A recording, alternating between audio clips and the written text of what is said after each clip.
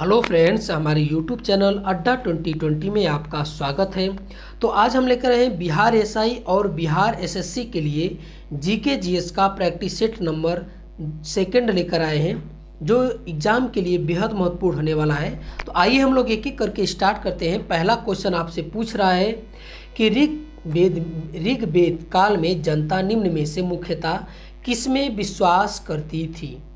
तो जो ऋग्वेद काल था, जो जनता थी वो किस में विश्वास करती थी। तो ये आपका विश्वास करती थी बलि एवं कर्म कांड में विश्वास करती थी। ठीक है, ऋग्वेद काल में जो जनता होती थी किस में विश्वास करती थी, तो बलि और कर्म कांड में ज़्यादा विश्वास करती थी। अगला क्वेश्चन कि नचिकेता आख्यान का उल्लेख मिलता है, तो किस में जो है मिलता है नचिकेता आख्यान का उल्लेख।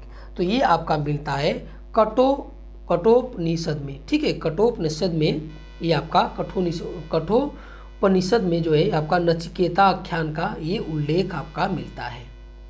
देखिए आजकल एग्जाम के जो क्वेश्चन के लेवल है अब वो थोड़ा डीप में चले गए हैं। तो एक क्वेश्चन को ऐसे टाइप के क्वेश्चन को देखकर आप इसको ये ना सोचे कि ये क्वेश्चन एग्जाम में नहीं पूछेगा। ऐसे ही क्वेश्चन एग्जाम में आजकल पूछे जा रहे हैं। आगे हम लोग देखते हैं कि उस जनजाति का नाम बताइए जो ऋग्वैदिक आर्यों के पंचजन से संबंधित नहीं है। तो इनमें से कौन सी जो है जनजाति है जो ऋग्वैदिक आर्यों के पंचजन से संबंधित नहीं है। तो ये आपका है कीकट। जो कीकट है ये आपका आर्यों के ऋग्वैदिक, ठीक है, ऋग्वैदिक आर्यों के पंचजन से संबंधित नहीं है। बाकी यदु, पुरु और तुर्वस, ठीक है, ये तीनों जो है आपका संबंधित है उनसे। अगला क्वेश्चन कि निम्नलिखित में से किसने आर्यों के आदि देश के बारे में लिखा है। तो किसने लिखा है आर्यों के आदि देश के बारे में। तो ये आपके लिखे हैं बाल गंगाधर तिलक। ठीक है, बाल गंगाधर तिलक जो है आर्यों के आदि देश के बारे में जो है ये लिखे हैं इन्होंने। अगला क्वेश्चन कि किस वैदिक ग्रंथ में वर्ण शब्द का सर्वप्रथम नामोल्लेख मिलता है। तो किस वैदिक ग्रंथ में वर्ण शब्द का जो है सर्वप्रथम उल्लेख मिला। तो यहाँ पर किस में मिला है, तो वर्ण शब्द का उल्लेख जो है ऋग्वेद में सबसे पहले इसका उल्लेख किया गया था वर्ण शब्द का। अगला क्वेश्चन है कि उपनिषद काल के राजा अश्वपति शासक थे। तो जो उपनिषद काल के राजा जो थे अश्वपति, वो इनमें से कहाँ के शासक थे। तो ये आपके कहाँ के थे, तो आपका केकय के थे। ठीक है, केकय, जो केकय है वहाँ के अश्वपति जो थे ये राजा थे आपके। अगला क्वेश्चन की सबसे पुरानी स्मृति कौन सी है। तो इनमें से सबसे पुरानी स्मृति कौन सी है, तो ये आपका मनु स्मृति है। ठीक है, कौन है ये मनु स्मृति, इसमें से सबसे पुरानी स्मृति है। रानी पद्मिनी का नाम अलाउद्दीन के चित्तौड़ विजय से जोड़ा जाता है। उनके पति का क्या नाम था। उनके पति का क्या नाम था, तो राणा रतन सिंह नाम था। ठीक है, राणा रतन सिंह नाम था रानी पद्मिनी के जो है पति का। अगला क्वेश्चन कि वह सुल्तान जिसने भू राजस्व की दर बढ़ाकर उपज का 50% कर दिया था, तो वो कौन था। तो कौन जो है भू राजस्व का 50% जो है कर लिया करता था। तो ये आपका कौन था, तो ये आपका अलाउद्दीन खिलजी था। ठीक है, अलाउद्दीन खिलजी था। अगला क्वेश्चन कि दिल्ली के किस सुल्तान ने एक पृथक कृषि विभाग की स्थापना की एवं फसल चक्र की योजना बनाई।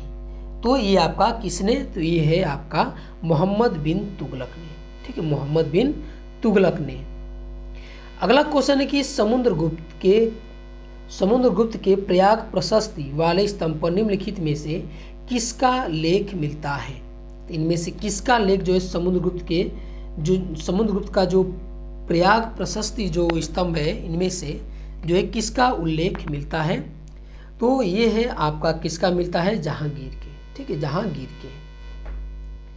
अगला क्वेश्चन है कि सल्तनत काल में सेना विभाग का अध्यक्ष जिसके पास सैनिकों की भर्ती, रसद पूर्ति, अस्त्र शस्त्र पूर्ति तथा सेना के संचालन की जिम्मेदारी थी, क्या कहलाता था। तो क्या बोला जाता था उसको, तो उसको बोला जाता था आरिज ए मुमालिक। ठीक है, आरिज ए मुमालिक बोला जाता था, जो सल्तनत काल में सेना विभाग का अध्यक्ष होता था जिसके पास सैनिकों की भर्ती, रसद पूर्ति, अस्त्र शस्त्र पूर्ति तथा सेना के संचालन की जिम्मेदारी होती थी। अगला क्वेश्चन है कि 1857 के विद्रोह के बाद ब्रिटिश सरकार ने सिपाहियों का चयन किन प्रांतों से किया था? तो सिपाहियों का जो चयन है किन प्रांतों से किया था? तो ये आपका किया था गोरख, सिख एवं पंजाबी उत्तर प्रांत से किया था। अगला क्वेश्चन का 1857 के स्वतंत्रता संग्राम से संबंधित पहली घटना कौन सी थी? तो पहली घटना इनमें से कौन सी थी? तो ये आपसे पूछ रहा है। तो कौन सी? तो सैनिकों का दिल्ली के लाल किले पर पहुंचना। ये जो चारों है, इन चारों में सबसे पहले वाली घटना पूछ रही है। पहली नहीं, एकदम इन चारों में से पहली पूछ रही है। तो ये आपका सैनिकों का दिल्ली के लाल किले पर पहुंचना। अगला क्वेश्चन है कि निम्नलिखित में से कौन स्वदेशी आंदोलन के आलोचक एवं पूर्व तथा पश्चात के मध्य एक बेहतर संबंध के समर्थक थे? तो इनमें से कौन थे? तो उनमें से जो है R.N. टैगोर, रविंद्रनाथ टैगोर थे आपके। अगला क्वेश्चन कि ऑपरेशन पोलो जुड़ा है। तो ऑपरेशन जो पोलो है ये आपका किससे जुड़ा है? तो ये आपका जुड़ा है हैदराबाद राज्य में सैनिक कार्रवाई। जो हैदराबाद राज्य था उस सैनिक कार्रवाई से जो है ये भारत में मिलाया गया था सरदार वल्लभ भाई पटेल के द्वारा। और कौन सा ऑपरेशन चलाया गया था? ऑपरेशन पोलो चलाया गया था। अगला क्वेश्चन कि भारत के विभाजन से संबंधित माउंटबेटन योजना की सरकारी तौर पर घोषणा कब हुई थी? तो सरकारी तौर पर घोषणा कब किया गया था? तो 3 जून 1947 को किया गया था। अगला क्वेश्चन कि निम्न में से किस एक ने भारत के लिए संविधान सभा का विचार दिया था? तो किसने जो है भारतीय संविधान सभा के लिए एक विचार दिया था? तो किसने दिया था? तो एक कैबिनेट मिशन योजना। ठीक है, कैबिनेट मिशन योजना। भारतीय मुसलमानों के पृथक राज्य के लिए पाकिस्तान शब्द का प्रयोग सबसे पहले निम्न में से किसने किया था? तो पाकिस्तान शब्द का प्रयोग जो है इनमें से किसने सबसे पहले किया था? तो चौधरी रहमत अली एवं उनके मित्रों ने किया था। पाकिस्तान शब्द का जन्मदाता कौन माना जाता है? तो चौधरी रहमत अली एवं उनके मित्र माने जाते हैं। समताप मंडल को जेट विमानों की उड़ान के लिए आदर्श माना जाता है। क्यों माना जाता है? तो ये आपका क्यों माना जाता है? तो इस परत में बादल तथा अन्य मौसमी घटनाएं नहीं होती है। ठीक है, इसीलिए इसको जो है जेट विमानों की उड़ान के लिए आदर्श माना जाता है। भारत के निम्नलिखित में से कौन सी जनजाति प्रोटो ऑस्ट्रेलॉयड प्रजाति से संबंधित है? इनमें से कौन सी जनजाति है जो प्रोटो ऑस्ट्रेलॉयड प्रजाति से संबंधित है? तो कौन सी है? तो ये आपका संथाल। ठीक है, ये संथाल है। ये भी एग्जाम में कई बार पूछा जा चुका है। अगला क्वेश्चन कि रूपांतरित चट्टानों की उत्पत्ति किन चट्टानों से होती है? तो जो रूपांतरित चट्टानें होती है ये किन चट्टानों से होती है? तो ये आपका होती है किन चट्टानों से? ये आग्नेय तथा तलछटी चट्टानों से होती है। ठीक है, अगला क्वेश्चन हम लोग देखते हैं भारत का पहला सार्वजनिक क्षेत्र का उर्वरक कारखाना कहाँ स्थापित किया गया था? तो यह कहाँ स्थापित किया गया था? तो ये सिंदरी में स्थापित किया गया था। अगला क्वेश्चन कि कहाँ पर भागीरथी और अलकनंदा नदी के मिलन से गंगा बनती है? तो ये आपका कहाँ भागीरथी और अलकनंदा जहाँ मिलती है वहीं से जो है गंगा नाम पड़ता है। तो ये कहाँ पे मिलती है? तो ये आपका मिलती है कहाँ पे? देवप्रयाग में। ठीक है, ये देवप्रयाग में भागीरथी और अलकनंदा नदी मिलती है और यहीं से गंगा के नाम से जो है आगे बढ़ती है। अगला क्वेश्चन कि प्रथम भारतीय नारी जो एवरेस्ट शिखर पर चढ़ने में सफल हुई थी तो उनका क्या नाम था? तो उनका नाम था बछेंद्री पाल। ठीक है, उनका क्या नाम था? बछेंद्री पाल था उनका नाम। अगला क्वेश्चन कि निम्नलिखित में से कौन एक सही सुमेलित नहीं है? तो इनमें से कौन एक सही सुमेलित नहीं है? ठीक है, तो देखते हैं कौन सा सही सुमेलित नहीं है। तो चांगला दर्रा जम्मू कश्मीर में ये आपका सही है। रोहतांग दर्रा हिमाचल प्रदेश में है। बॉमडिला जो है ये आपका अरुणाचल प्रदेश में है।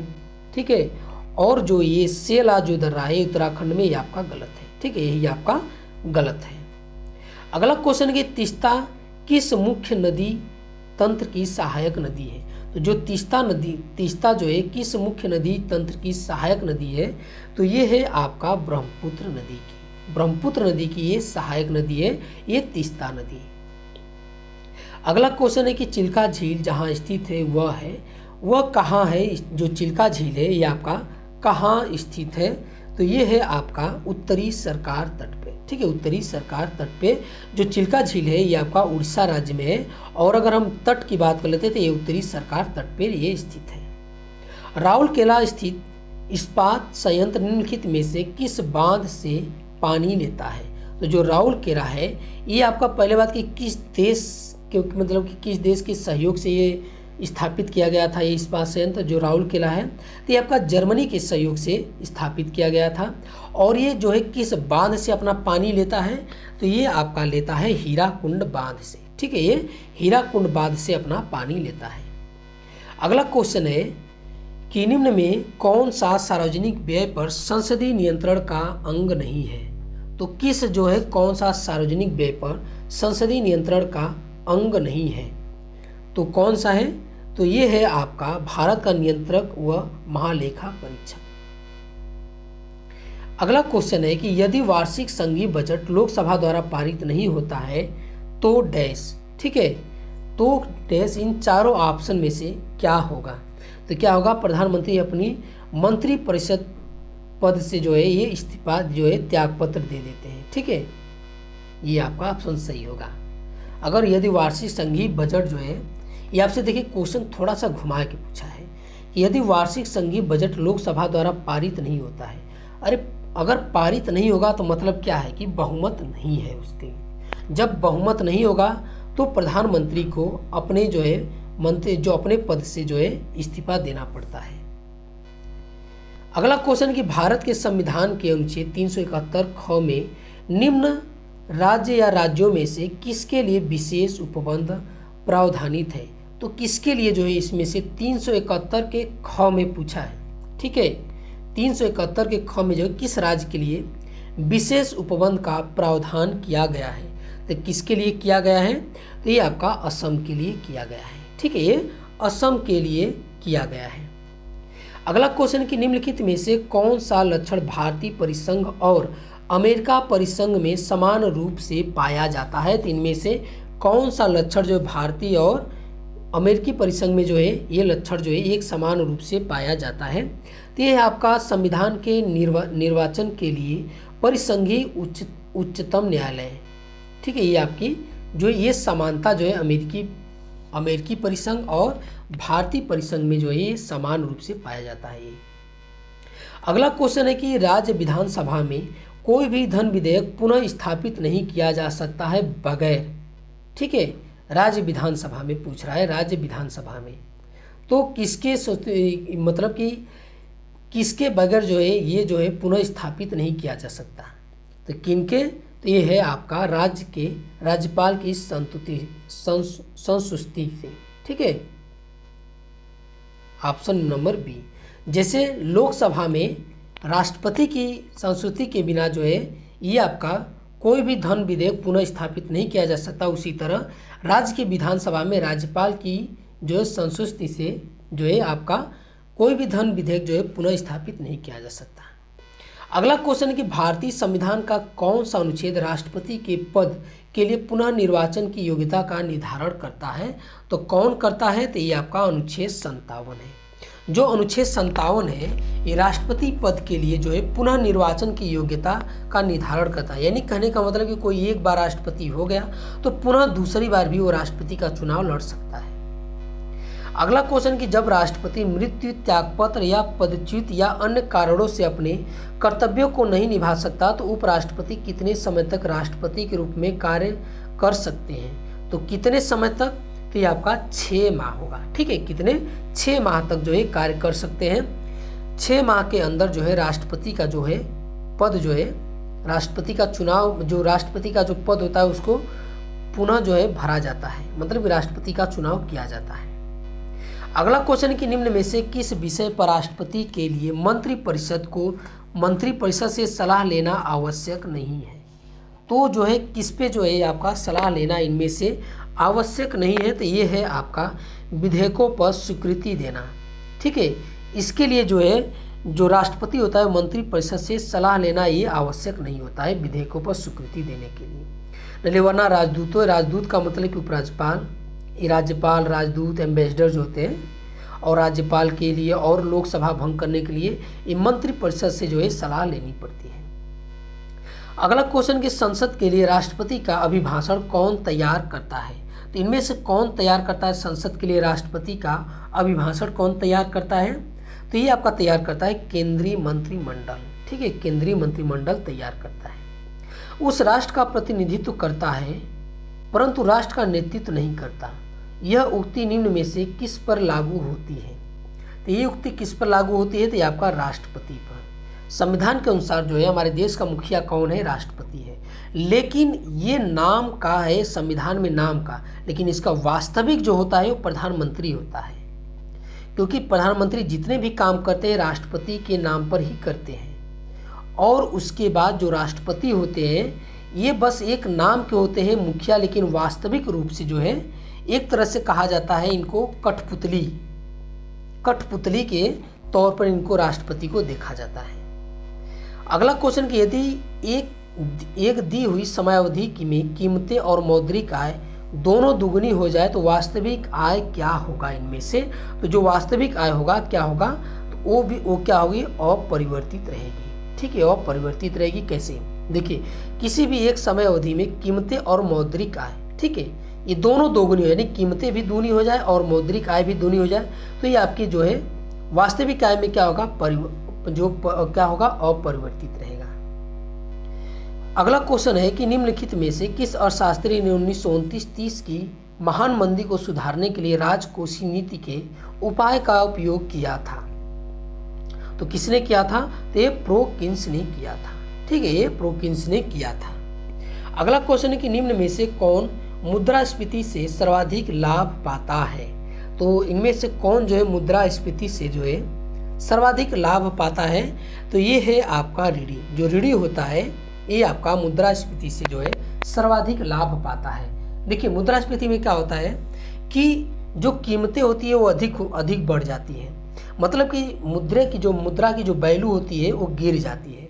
मुद्रा की वैल्यू गिरने का मतलब है कि आज अगर कोई एक जो सामान है जो 1 रुपया में मिल रहा है, तो कल क्या होगा? ये अगर ये 4 रुपया में मिलता है तो ये मुद्रास्फीति यही बोला जाता है कि यही जो चीज़ें हैं जो पहले 1 रुपया मिलती है अभी 4 रुपया में मिल रही है। मतलब कि जो मुद्रा की जो वैल्यू है वो गिर रही है, यानी मुद्रा जो है कमज़ोर हो रहा है। तो इसमें रेडी को फायदा होता है। कैसे? जैसे ये इस समय जो है लिया, इससे 4 रुपया उधार लिया, ठीक है, और ये जो मुद्रास्फीति के कारण जो है ये जो सामान जो 1 रुपया में जो मिल रहा था, ठीक है, अब वो जो है 4 रुपया में मिल रहा है। तो उस समय इसको जो है 4 रुपया में 4 सामान मिलता होगा, ठीक है। तो अब जो बाद में जब मुद्रास्फीति का जो आ गया, मुद्रास्फीति के कारण जो है ये जो है क्या होता है उसमें कि रुपये की जो वैल्यू घट जाती है। तो उसमें क्या होगा? वही सामान अब एक सामान 4 रुपया में मिलने लगा, तो इसको तो 4 ही रुपया लौटाना है, ठीक है, 4 रुपया लौटाना है, तो उसको 3 रुपया का फायदा हो गया कि नहीं? कि उस समय लिया था 4 रुपया, फिर बाद में उसको 4 रुपया लौटाना है, और वो जो उसकी वैल्यू जो है 12 रुपये हो चुकी है। किसके कारण? मुद्रास्फीति के कारण। अगला क्वेश्चन हम लोग देखते हैं कि प्रचंड बेरोजगारी का क्या अर्थ होता है। तो जो प्रचंड बेरोजगारी का क्या अर्थ होता है? तो इसका अर्थ होता है श्रम की सीमांत उत्पादकता शून्य होना।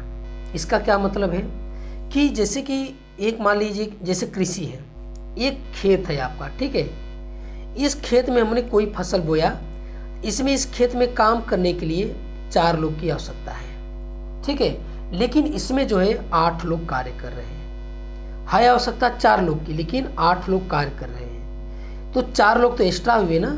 तो इन 4 लोगों का कोई मतलब नहीं है उसमें काम करने का, ठीक है, इसमें काम करने, क्योंकि जो 4 लोग मिलकर जितना उत्पादन जितने कर रहे हैं वही 8 लोग भी कर रहे हैं। तो उत्पादन का मतलब ये है कि ये 4 विषय के, जैसे मान लीजिए इनके लिए 4 लोग ही उपलब्ध हैं, 4 लोगों के लिए ही काम ही उपलब्ध है, लेकिन 8 लोग जाकर उसी में अपना इधर उधर काम कर रहे हैं, किसी तरह अपना चल रहा है, तो 4 लोग की जो उत्पादकता है वो शून्य होगी।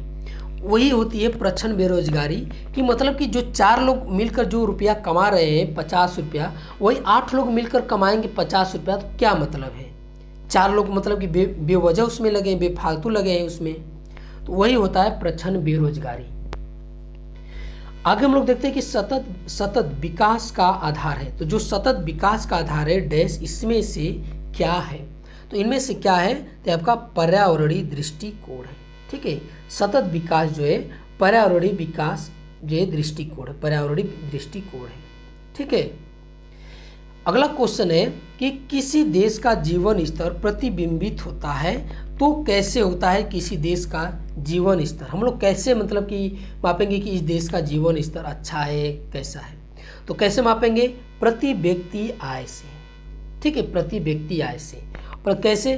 जैसे कोई भी देश है उसका प्रति व्यक्ति आय जितना अधिक होगा उस देश का जो है जीवन स्तर उतनी अच्छा होगा। ठीक है।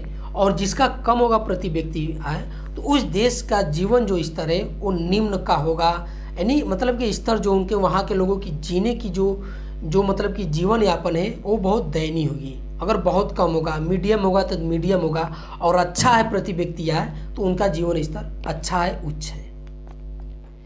आगे हम लोग देखते हैं अगला क्वेश्चन कि द्रव्य की पूर्ति यथावत रहने पर यदि द्रव्य की मांग में वृद्धि होती है तो डैश क्या होगा इसमें से? ठीक है। तो यानी कहने का ये बोला है कि द्रव्य की पूर्ति यथावत रहने पर यदि द्रव्य की मांग में वृद्धि होती है, द्रव्य की मांग में वृद्धि होती मतलब कि वो उतना है, 4 की संख्या में 4 ही है, लेकिन उसकी मांग में वृद्धि हो गई तो उसमें क्या फर्क आएगा, यही आपसे पूछ रहा था। क्या होगा? ब्याज की दर में वृद्धि हो जाएगी। ठीक है, ब्याज की दर में उसकी वृद्धि हो जाएगी। अगला क्वेश्चन है कि निम्नलिखित में से कौन भारत में सहकारी कृषि के विचार का समर्थक नहीं था? इनमें से सहकारी कृषि के विचार का, तो इनमें से कौन सा नहीं था? तो आपका चौधरी चरण सिंह। ठीक है, जो चौधरी चरण सिंह थे ये जो है भारत में सहकारी कृषि के विचार का समर्थक नहीं थे। बाकी जो पंडित जवाहरलाल नेहरू, लाल बहादुर शास्त्री और अब्दुल कलाम आजाद जो है ये सहकारी कृषि विचार के समर्थक थे। अगला क्वेश्चन कि निम्नलिखित में से कौन सी कृषि करने की प्रक्रिया पर्यावरण संरक्षण में सहायक है? तो इनमें से कौन सी है जो पर्यावरण के संरक्षण में सहायक है? तो कौन सी है? तो ये आपका जैविक खेती। ठीक है, जैविक खेती। जैविक खेती क्या होती है? जिसमें रासायन चीज़ों का, केमिकल चीज़ों का प्रयोग नहीं किया जाता है। हम जैविक चीज़ों में मतलब कि जैसे हमको कोई खाद ना है तो जो गाय भैंस का गोबर होता है हम उसको गड्ढे के द्वारा एक कंपाउंड खाद बनाएंगे, हम फसलों में उसका उपयोग करेंगे, न कि केमिकल का यूज करेंगे। इस सब का, इन सबों का हम लोग यूज नहीं करेंगे। वही है पर्यावरण संरक्षण में सहायक होता है ये जैविक खेती आपकी। अगला क्वेश्चन कि निम्नलिखित में से कौन एक राजकोषीय नीति का भाग है? तो इनमें से पूछ रहा है कि कौन सा एक राजकोषीय नीति का भाग है? तो कौन है? ये विदेश नीति है। ठीक है, ये राजकोषीय नीति का भाग है, विदेश नीति है।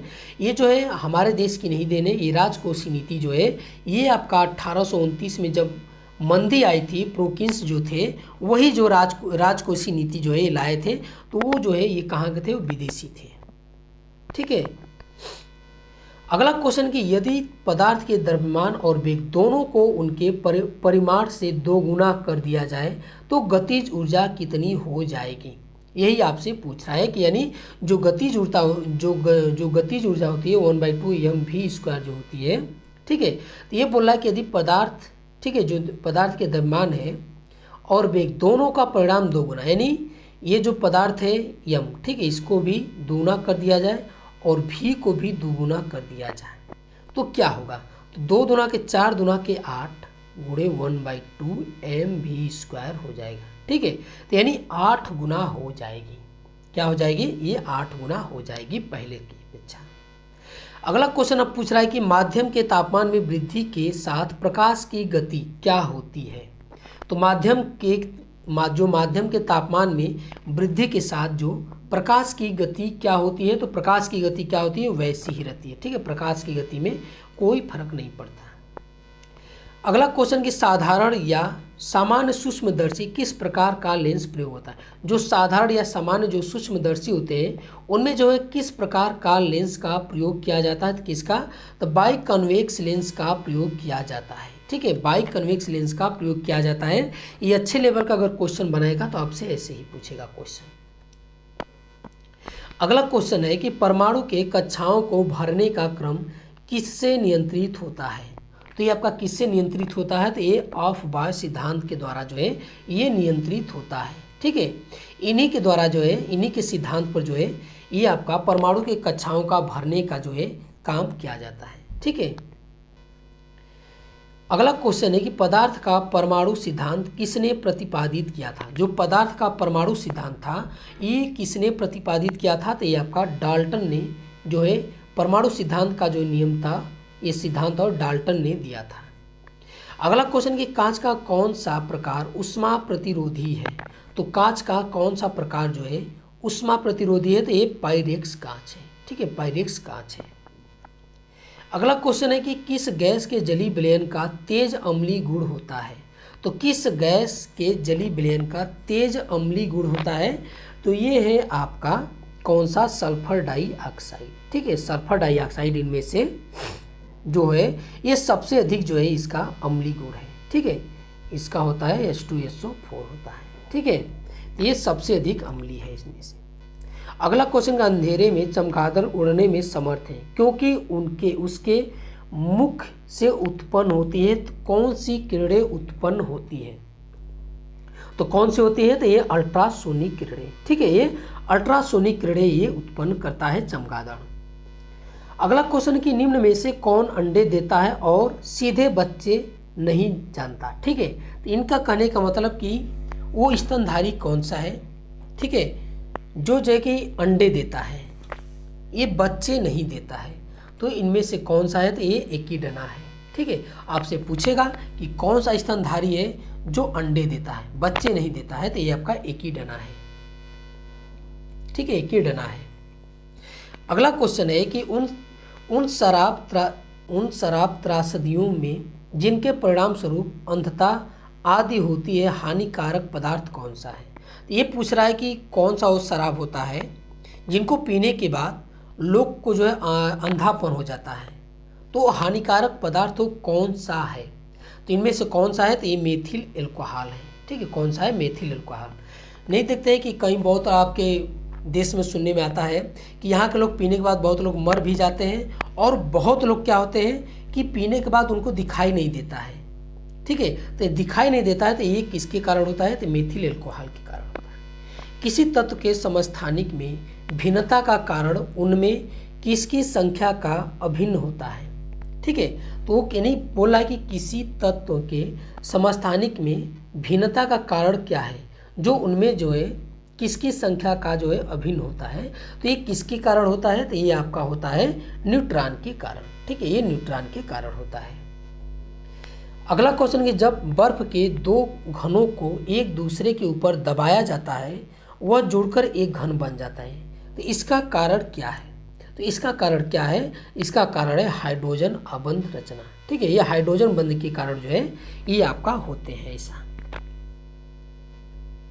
अगला क्वेश्चन है कि मिश्रणों से यौगिक को उनके विशिष्ट रूप में जो है अलग करने का प्रक्रम क्या कहलाता है। तो मिश्रणों से यौगिकों को उनके विशिष्ट रूप से अलग करने की प्रक्रिया क्या कहलाती है, तो ये आपका कहलाता है शोधन। ठीक है, ये शोधन कहलाता है। जंग लगने पर लोहे का भार क्या होता है, तो जंग लगने पर लोहे का भार क्या होता है, ये आपका बढ़ जाता है। ठीक है, ये बढ़ जाता है आपका। अगला क्वेश्चन कि जब कोई जहाज नदी से सागर में घुसता है तो क्या होता है। तो जब कोई जहाज जो है नदी से सागर में जब घुसता है तो क्या होता है, तो ये कुछ ऊपर उठा हुआ होता है। ठीक है, कुछ ऊपर उठ जाता है ये आपका। ठीक है, ये आपका कुछ ऊपर उठ जाता है। अगला क्वेश्चन है कि शीत भंडारों में फलों तथा साग सब्जियों का अपघटन सदैव क्या होता है। ठीक है, इनमें से अपघटन क्या होता है, सदैव के लिए क्या होता है, समाप्त होता है या अवरुद्ध होता है या अप्रभावित होता है। तो क्या होता है इनमें से, तो ये धीमा हो जाता है। ठीक है, ये धीमा हो जाता है। अगला क्वेश्चन कि पौधे के किस हिस्से से हल्दी प्राप्त की जाती है जो आमतौर पर रंग और एंटीसेप्टिक के रूप में इस्तेमाल की जाती है। इनमें से हल्दी जो है किससे प्राप्त किया जाता है, तो हल्दी जो प्राप्त किया जाता है तो ये आपका तना से प्राप्त किया जाता है। ठीक है, ये हल्दी जो होता है, जो हल्दी का पौधा होता है, तो जो हल्दी उसमें से मिलता है वो तने से मिलती है। अगला क्वेश्चन कि जल, स्थान, प्रकाश और खनिजों के लिए फसल पादपों में कौन सा प्रतिस्पर्धा करते हैं। तो इनमें से कौन सा जो है ये प्रतिस्पर्धा करते हैं, तो ये आपका खरपतवार। ठीक है, ये खरपतवार जो है ये प्रतिस्पर्धा करते हैं। अगला क्वेश्चन कि आयोडीन। ठीक है, अगला क्वेश्चन है कि आयोडीन युक्त नमक उपयोगी होता है क्योंकि क्या ये करता है। ठीक है, तो ये आपका क्या करता है, तो ये आपका जो थायराइड ग्रंथि होता है उसको नियंत्रित करता है। ठीक है, आयोडीन जो युक्त होता है, आयोडीन युक्त नमक, ये थायराइड ग्रंथि को क्या करता है, ये आपका नियंत्रित करता है। ठीक है, आज का लास्ट क्वेश्चन है कि मानव शरीर का कौन सा भाग शरीर ताप को नियंत्रित करता है। तो इनमें से कौन सा जो है अंग है जो शरीर के ताप को नियंत्रित करता है, तो ये है आपका फेफड़ा। ठीक है, ये फेफड़ा है। मानव शरीर के कौन सा भाग जो है शरीर के ताप को नियंत्रित करता है, तो ये आपका फेफड़ा है। ठीक है, तो ये आज का हमारा वीडियो आपको कैसा लगा, अच्छा लगा तो हमारे चैनल को सब्सक्राइब कीजिए और अधिक से अधिक शेयर कीजिए और देखने के लिए बहुत बहुत धन्यवाद।